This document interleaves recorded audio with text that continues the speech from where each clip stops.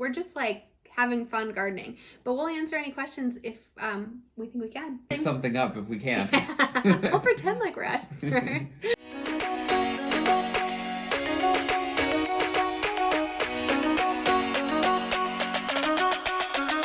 Hi, welcome back. My name is Laura. This is Paul. This is our third video in a series of all about gardening, and we do raised bed, arch gardens, and we just like to share what we're learning. Yeah, so this video we're talking about early seeding. Yes. We are in Minnesota.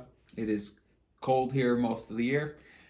We can't get stuff in the ground usually till about May 1st. The best strategy for us is to get some plants going early. And one of the reasons that we went with seeds this year is we spent way too much on plants last year. Yeah.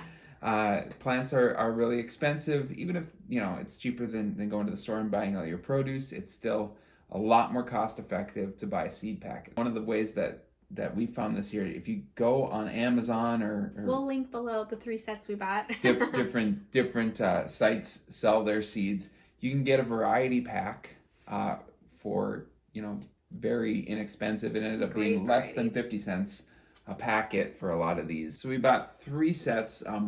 One was just a bunch of different tomato varieties.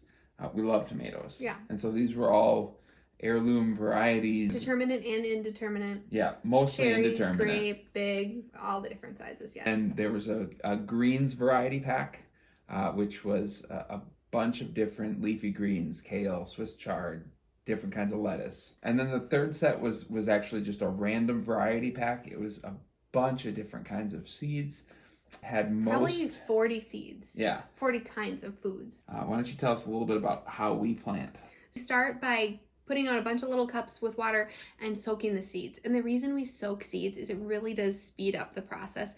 And I think it kind of gives insurance to make your plants a little more successful because they start to kind of crack open and germinate in the water even.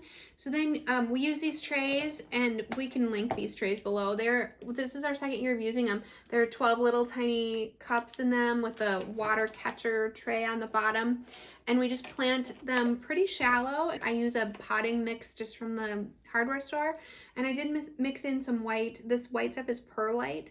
I think it just helps retain some water, which is really important when we have the seeds. And then we use this little cover on them. It's fun. These trays it's a 10 pack for about $25. You can plant in other things. Some people use egg cartons.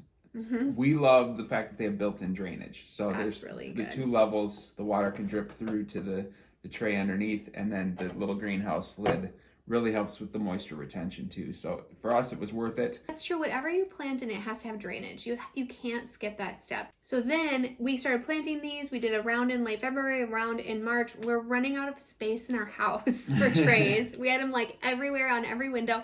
So I was like, Paul, we need to find a place to put more plants. And he is great at woodworking and stuff. So he built me a really cool shelf. Tell us about the shelf. Yeah, this is just a really simple design, but we just basically got some 1x6s, and we cut them long enough to fit in our sliding glass door window. It opens up pretty much into our backyard. And it's self-facing. Right, it's self-facing, so gets a lot of sunlight. And the way that we built it is we just built these simple little shelves with 1x6 and then 1x2s to kind of create an edge.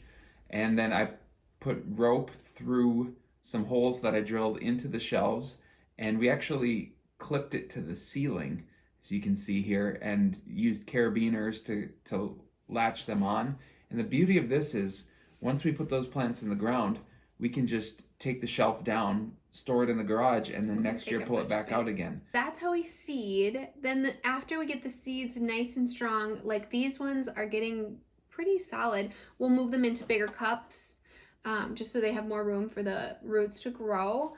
And then we'll keep them in the house until May or until it's warm enough. Minnesota weather is so unpredictable. The next step is starting to prep the outside. So really excited about that. This is going to be a great video. We're trying a bunch of new things. We're adding an arch panel so you can kind of see the process of installing that. We filled up our 2 arches. Our 2 arches that we had were completely covered, so we want to add another one. Right.